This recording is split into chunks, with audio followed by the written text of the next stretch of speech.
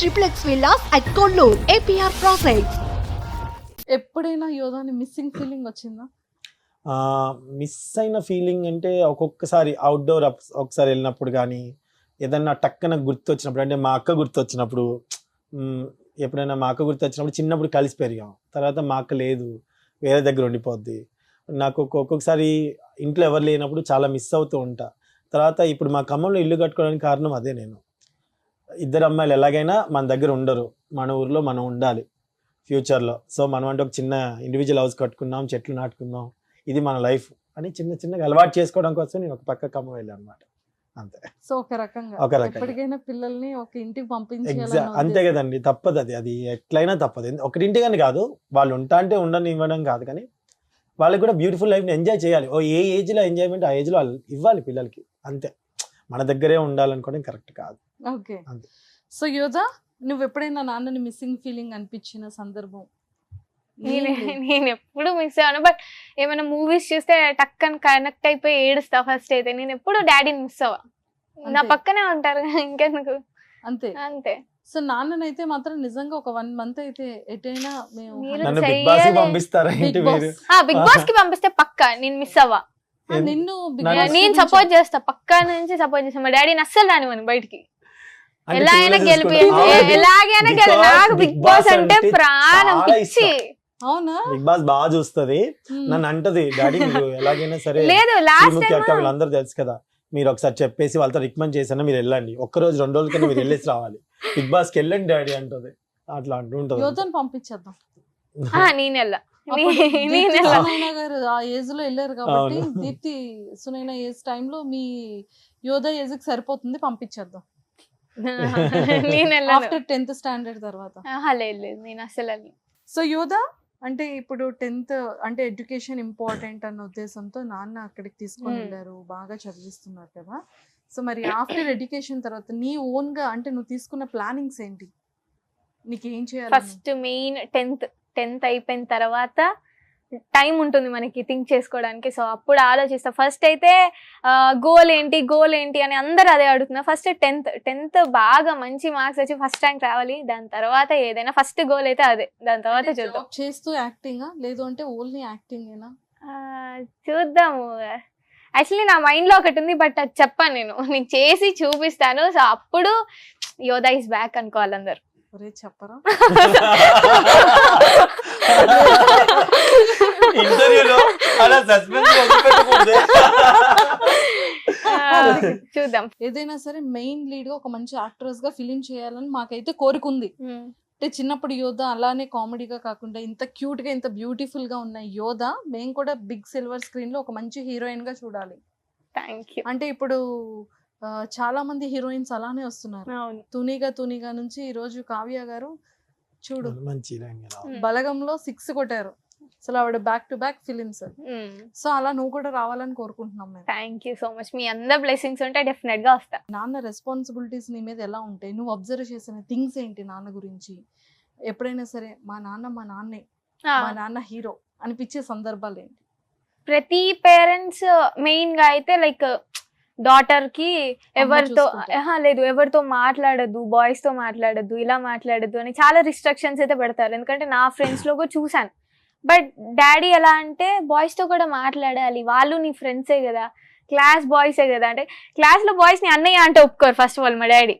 ఎందుకు? వాళ్ళు ఫ్రెండ్సే, వాళ్ళు మనుషులే, అలానే ఫ్రెండ్ అంటే లైక్ ఫ్రెండ్ లాగే ఉండాలి. ఇద్దరికి క్లారిటీ ఉంటే చాలు. ఈ సపోర్ట్ మాత్రం నాకు ఉంటది. అప్పుడు అనిపిస్తుంది నిజంగానే మా డాడీ గ్రేట్ అని. ఎందుకంటే ఇప్పుడున్న ప్రెసెంట్ సిచ్యువేషన్స్ లో ఎవరిని ఏ అమ్మాయిని మాట్లాడనివ్వట్లేదు ఫస్ట్ ఆఫ్ ఆల్. అంతే లైక్ అంత సపోర్ట్ గా ఎవరు ఉండట్లేదు పేరెంట్స్. ఇప్పుడు నాకు ఫుల్ సపోర్ట్ ఉంది, ఎందుకంటే వాళ్ళకి నా మీద ఒక నమ్మకం ఉంది. ఆ నమ్మకం అనేది ఎప్పటికీ పోనివ్వను. సో అందరికీ క్లారిటీ ఉన్నప్పుడు ఎంత మంచిగా అయినా ఫ్రెండ్షిప్ అనేది బాగుంటుంది. సో ఆ సపోర్ట్ అయితే ఉంది డాడీ నుంచి. ఫ్రీడమ్ అంతా. సో ఇంకా రిమైనింగ్ ఎడ్యుకేషన్ పరంగా కానీ నీ గురించి మీ నీ గురించి చెల్లి గురించి ఆలోచించుకునే విధానం, హౌస్ ని మేనేజ్ చేసుకునే విధానంలో, తర్వాత యూట్యూబ్ లో వీడియోస్ లో ఇవన్నీ ఎలా ఉంటాయి నాన్నతో? బాధ్యతలు మొత్తం డాడీవే. అంటే ఎలా అంటే లైక్ డాడీ నాకు ఇప్పుడు స్కూల్కి వెళ్ళాలి, డెఫినెట్గా నాకు ఇంపార్టెంట్ ఉంది అని అంటే ఎంత మంచి షూటింగ్స్ అయినా ఏవైనా వదులుకున్నారు చాలా వరకు. సో మంచి మంచి వచ్చినా వద్దమ్మా పర్లేదులే నీకు స్కూల్కి ఇంపార్టెంట్ కదా అని నా కోసం వదిలేవారు. లైక్ ఏమొచ్చినా ఇద్దరం డిస్కస్ చేసుకొని తీసుకునే వాళ్ళం డెసిజన్. సో అదొక్కటి అంత ఫ్రీనెస్ ఉంది డాడీతో నాకు. ఇద్దరం కలిసి డెసిజన్ తీసుకోవడము, లేదా ఇద్దరం ఆలోచించుకొని మొత్తం డాడీ చూసుకోవడము. అంటే నా గురించి ఆలోచిస్తూ మళ్ళీ డాడీకి వచ్చినవి కూడా లైక్ రిజెక్ట్ చేశారు కొన్ని ప్రాజెక్ట్స్. సో అలా అంత సపోర్టివ్గా నా గురించి థింక్ చేస్తూ, ప్రతిసారి ఇంట్లో ఎవరైనా ఫాదర్ డెఫినెట్గా అందరి గురించి థింక్ చేస్తారు కదా, సో డాడీ కూడా చాలా థింక్ చేస్తారు అనమాట మన విషయాలన్నీ నా గురించి మెయిన్. ఓకే. సో ప్రతి అమ్మాయికి కూడా అంటే అమ్మ ఉండి జాగ్రత్తలు చెప్తూ ఉంటారు. సో నీకు నాన్న చెప్పే జాగ్రత్తలు? నీకు ఇష్టమైన దాన్నే ఆప్షన్గా తీసుకో, అంతేగాని ఇన్ని ఆప్షన్స్ ఉన్నాయి కదా అని దేనికి పెడితే దానికి వెళ్ళకు. నీకు ఇష్టమైన పనే చెయ్యి, కాన్సన్ట్రేషన్తో చెయ్యి. నీకు ఫుల్ఫిల్గా చేయాలని ఉంటేనే చెయ్యి, లేదు అంటే ఇంట్రెస్ట్ పెట్టకుండా చేయకు ఏ పని. డెఫినెట్గా ఇంట్రెస్ట్ ఉందంటేనే 100% చెయ్యి అని అంటారు. చందు గారు, చిన్నప్పుడు అంటే ఎక్కువగా మీరు షోస్ చేసేటప్పుడు, రియాలిటీ షోస్ లో ఫెస్టివల్ ఈవెంట్స్ చేసేటప్పుడు ఎక్కువగా స్కూల్ కన్నా మనీ మీదే కాన్సన్ట్రేషన్ చేయాలి, లేదు అంటే ఈ పిల్లల్ని పెట్టుకొని సంపాదిస్తున్నారు చిన్న ఏజ్ నుంచి, ఈ మాటలు ఆ ఏజ్ లో బాగా వినే ఉంటుంటారు. అవునవును, ఇప్పుడు కూడా ప్రెసెంట్ ఇప్పుడు కూడా వస్తూ ఉంటాయి. ఓకే. సో అంటే ఎలాంటి మాటలు అనేవాళ్ళు, బయట నుంచి ఎలాంటి మాటలు వచ్చేవి? మీరు అది అంటే ఆ సిచ్యువేషన్ లో మీ ఆలోచన కానీ, పిల్లలతో మీరు మాట్లాడేటప్పుడు డిస్టర్బెన్సెస్, ఇది ఎలా హ్యాండిల్ చేస్తున్నారు? ఎస్, అంటే నేను సాధారణమైన మనిషినే కాబట్టి నేను ఫస్ట్ బాధపడలేదు, పట్టించుకోలేదు, ఇవన్నీ చెప్తే అబద్ధం. నేను అది అలా ఏం లేదు. ఫస్ట్లో నేను ఫీల్ అయ్యాను బాగా, అరే ఏంటిది ఒక చైల్డ్ ఆర్టిస్ట్. ఇప్పుడు యోధా ప్రజలకు పరిచయం అయిందంటేనే ఆ టీవీ రంగం వల్ల. ఫస్ట్ ఆఫ్ ఆల్ ఒకటి చెప్తాను, నేను సినిమా రంగం అనగానే ఫస్ట్ ఆడపిల్లల్ని అనగానే ఎవరైనా వాళ్ళు ఎలా చెప్తారంటే, సినిమా ఫీల్డ్ చూసుకోమ్మా, సావిత్రి గారిని చూసాం కదా, లైఫ్ ఎలా ఉందో చూసావు కదా, జాగ్రత్త అనేస్తారు. నాకు అప్పుడు ఒకటి అనిపిస్తుంది, సినిమా ఫీల్డ్లో సావిత్రి గారు ఇదైపోయింది తెలుసా జనానికి. ఎంతమంది యాక్టర్స్ సక్సెస్ అవ్వలేదు, ఎంతమంది డబ్బులు సంపాదించుకోలేదు, ఎంతమంది పేర్లు సంపాదించుకోలేదు, ఎంతమంది అవార్డ్స్ సంపాదించుకోలేదు. అంటే సావిత్రి గారి సినిమా మొత్తంలో లాస్ట్ ఘట్టాన్ని పట్టుకొని ప్రతి ఒక్కరికి చూసావు కదా సినిమా ఫీల్డ్ అంటే ఇదే, ఆ లైఫ్ ఇదే అని అనేస్తారు. సో నాకు అది చూసినప్పుడు వాళ్ళ మీద చాలా అనిపిస్తుంది. అంటే జనం మైండ్ అంతవరకే ఉందా అనిపిస్తుంది. అండ్ కామెంట్స్ పెట్టినప్పుడు అంటారు, కామెంట్స్ కానీ ఇలాంటివి వచ్చినప్పుడు నాకు తెలుసు, నా వైఫ్కి తెలుసు ఒక చైల్డ్ ఆర్టిస్ట్కి ఎంత పే చేస్తారు అనేది. We know that. అంతే. నేను వచ్చింది ఏంటంటే ఫస్ట్ పాపకు పేరు రావాలి. నేను ఆ పేరు కోసం ఏదైనా చుట్టాలు అంటారు, తెలిసిన వాళ్ళు అంటారు, కొన్ని ప్రోగ్రామ్స్లో వచ్చే మనీ మన చేతికి రావు, అవి వచ్చాయి అనుకుంటారు, పిల్లల మీద బతుకుతాయి అనుకుంటారు, ఏమన్నా అనుకొని నేను నా వైఫ్ ఒకటే డిసైడ్ అయ్యాం, మనకి అవన్నీ ఎస్పెషల్లీ మా మిసెస్ చాలా డిప్రెషన్కి వెళ్ళిపోతున్నప్పుడు అవన్నీ మనం పట్టించుకుంటూ కూర్చుంటే వాళ్ళు మనకి టైంకి వచ్చి ఫుడ్ పెట్టరు, టైంకి వచ్చి ఇది చేయరు. సో మనం ఈ ఫీల్డ్ నమ్ముకున్నాం. ఇప్పుడు కాదు, రేపు యోధా పెద్ద అయిన తర్వాత ఇంకా చాలా రకాలైన మాటలు వస్తాయి. పాప వాళ్ళతో మాట్లాడిందని, పాప వీళ్ళతో మాట్లాడిందని, ఆమె ఇలా అని అవాలా అని, ఇవన్నీ మనం పట్టించుకుంటే మనం ముందుకు వెళ్ళలేము. సో మేము ఫిక్స్ అయిపోయాం. ఫస్ట్ బాధపడ్డాను, తర్వాత లైట్ తీసుకోవడం మొదలు పెట్టాను అనమాట. పెద్ద వాళ్ళకే తప్పట్లేదు, వాళ్ళకే తప్పట్లేదు. ఇటు సైడ్ చూస్తే ఇటు సైడ్ బ్లాకే కనిపించదు కదా వాళ్ళకి. సో ఇంకా నేను లీవ్ ఇట్ అనమాట, వదిలేసాను. స్టార్టింగ్ అంటే ఫస్ట్ యోధాది రెమ్యునరేషన్ ఎంత సార్? ఆర్మీ పడిపోయా, అది 2500 అనుకుంటా. అండ్ గోవిందుడు అందరి వాడే 3500 అలా అనుకుంటా. Starting first day 1 day payment యోధాకి షూట్ చేసినందుకు. చిన్నప్పటి నుంచి నేను చాలా ఇంటర్వ్యూస్ చదివాను, చిన్నప్పటి నుంచి చేసాను, చీరావస్తే డబ్బులు లేవంటారు కదా, అలా ఉండకూడదని అలా ల్యాండ్ కొంటాం, చిన్న పొలాలు కొంటాం. నా పిల్లలకి సెటిల్డ్ లాగా ఉంచాలని చేసుకొని అట్లా ఉంచాను అనమాట.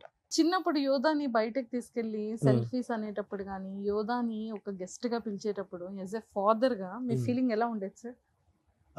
చాలా అండి, చాలా గ్రేట్గా ఫీల్ అవుతాను నేను. గ్రేట్గా అంటే ఇంకేంటి, ఇప్పుడైతే ఇంకా హ్యాపీ ఏంటంటే అందరం బుల్లితెర, పెద్ద తెర నుంచి బుల్లితెర మీద ఎక్కువ ఫోకస్ వచ్చింది. ఫోన్లలో వాటిలలో ప్రతి దగ్గర యోధా వస్తూ ఉంటుంది, అక్కడక్కడ ఫోన్లలో వాటిలలో యోధా అని ఎక్కడ పోయినా ఒక రికగ్నైజింగ్ వస్తుంది. పక్కన వాళ్ళకి యోధా అంటారు, ఫోటో దిగుతారు. యాజ్ ఏ ఫాదర్గా దాన్ని ఇంకా మాటలు ఎక్స్ప్రెస్ చేయలేను. అంటే ఏదో సాధించిందని కాదు, నా లెవెల్కి అది గొప్ప, నా లెవెల్కి అమ్మ చాలు. నా ఒక్క భుజాన్ని ఎత్తుకొని ఖమ్మం నుంచి బ్యాగ్ వేసుకొని యోధాని షూటింగ్ తీసుకెళ్ళడం, హాస్టల్లో కృష్ణానగర్లో ఉండడం, రెడీ చేయడం, మళ్ళీ పొద్దునే తీసుకెళ్ళడం, మళ్ళీ ప్యాకప్ అయిన వెంటనే మళ్ళీ ఖమ్మం వచ్చేయడం.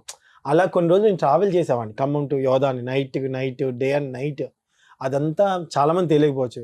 అలా వేసుకొని తీసుకెళ్ళడం. ఈరోజు యోధాకు ఒక కారు, ఒక ఇల్లు, ఒక పొలము ఇవ్వగలిగాను. తనకు ఒక మంచి పేరు వచ్చింది, మంచి ఎడ్యుకేషన్ కూడా ఇస్తున్నాను, మంచి స్కూల్లో జాయిన్ చేశాను. హ్యాపీ. కానీ ఇప్పుడు నీ యాక్టింగ్ వైజ్కి వస్తే ఓ మై గాడ్, ఎంతమంది సెలబ్రిటీస్ కానీ ఎంతమంది కామన్ పీపుల్ నార్మల్ అంటే రీల్స్ చేసే ఇన్ఫ్లుయెన్సర్స్ దగ్గర నుంచి కామన్గా చూసి ఇన్స్పైర్ అయ్యి సారీ గెటప్ వేసి ఆ మహానటిలాగా ఈ ఎక్స్ప్రెషన్స్, ఎంతమంది కింద మహానటి అని పెట్టారు ఆ కమెంట్ ఆ వీడియో కింద. సో అంటే అది ఎలా ప్రాక్టీస్ చేసావు? ఆ కళ్ళు ఐస్ కానీ ఆ ఎక్స్ప్రెషన్స్, ఆ ఏడుపు ఎలా రా అది? అదే ఇంట్రెస్ట్ ఉండాలి మెయిన్. నాకు షూటింగ్ అంటే పిచ్చి.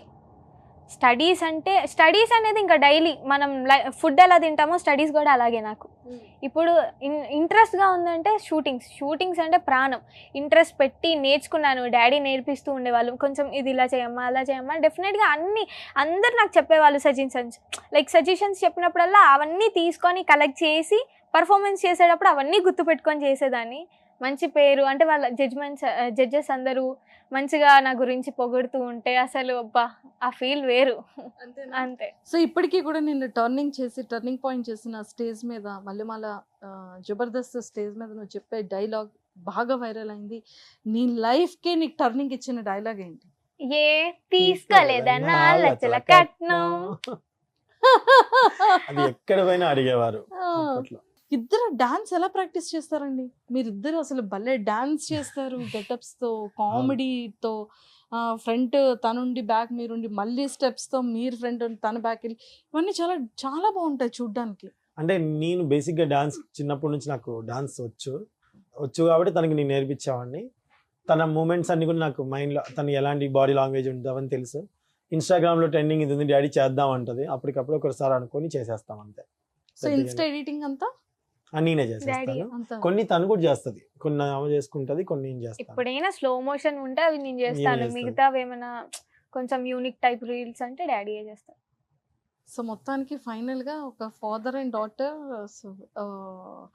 యాక్టింగ్ వైడ్ కానీ, ఒక ఇన్స్పిరేషన్గా కానీ, ఒక బాధ్యతగా కానీ, ఒక ఫ్రెండ్లీ నేచర్ కానీ, మంచి కేర్ ఆఫ్ అడ్రస్ ఎలా ఉంటుందో, ఒక మంచి డాటర్ అండ్ ఫాదర్ కి, ఎంతో మంది డాటర్స్ ఎంతో మంది ఫాదర్స్ కి ఒక మంచి ఇన్స్పిరేషన్ మీ ఇద్దరిని చూస్తే. ఎవ్రీథింంగ్ ఎవ్రీ వర్డ్ కూడా. సో నేనైతే హార్ట్ఫుల్ గా మనస్సు పూర్తిగా కోరుకుంటున్నాను, మంచి లైఫ్ మీరు ఇంకా ఇవ్వాలి. యోధాకి తొందరగా పెళ్లి చేసియండి డాడీ అని ఒకసారి డైలాగ్ చెప్పవా యోధా? చేసింది అందుకని ఒక్కసారి డైలాగే కదరా. తొందరగా పెళ్లి చేసేయండి డాడీ, ఈ చదువులు ఇవన్నీ నా వల్ల కావట్లేదు.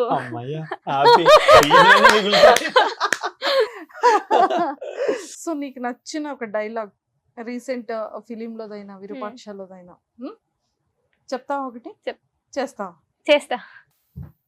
భూ పునాతు శిరసి, భువ పునాతు నేత్రయో, స్వా పునాతు కంటే, మహా పునాతు హృదయే, జన పునాతు నాభ్యం, తపా పునాతు పాద్యం, సత్యం పునాతు పునఃశిరసి, కం బ్రహ్మ పునాతు సర్వత్ర.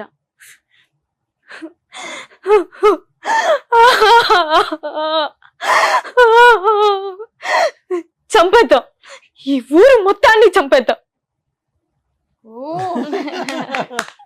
అసలు చూడండి ఎంత పర్ఫెక్ట్ గా, అంటే ఎంతో సీనియర్ యాక్టర్స్ కి అలా కరెంట్ వాటర్ వచ్చేయడం ఇలా జరుగుతూ ఉంటుంది. వచ్చేస్తాయి షార్ట్ కావాలంటే చిన్నప్పుడు వచ్చేవి. ఇది రౌడీ ఫెలో సినిమా చేసాం, గొల్లపూడి గారి పక్కన మనవరాలన్నమాట. ఏడవాలి, డైరెక్టర్ గారు వచ్చేసి యోధా ఏడుస్తావా అమ్మా, లేకపోతే గ్లిజరిన్ అని పెట్టాలంటే నేను ఏడ్ చేస్తాను అంది. చిన్నది అంటే యాక్షన్ ఏడ్చేది, కట్టని ఆపేది, ఆ నీళ్ళని దుడుచుకునేది. మళ్ళీ అసలు అచ్చగా వేరే అందరూ చప్పట్లు కొట్టేవాళ్ళు. ఇప్పుడు కదా ఏడుపు ఎలా వస్తుందో తెలియదు, యాక్షన్ ఏడుపు వస్తుంది, కట్టని ఆపేస్తుంది. అలా వచ్చేస్తుంది. సూపర్, ఎక్సలెంట్ రా. Thank you. సో ఇంకా మంచి పొజిషన్ కి, ఇంకా మంచి నేమ్ తెచ్చుకొని, ఇంకా ఫాదర్ కి మంచి పేరు, నాన్నకి మంచి పేరు తీసుకొచ్చి, సో ఎప్పుడు ఇలాగే ఈ బాండింగ్తో ఉండాలి ఫర్ ఎవర్.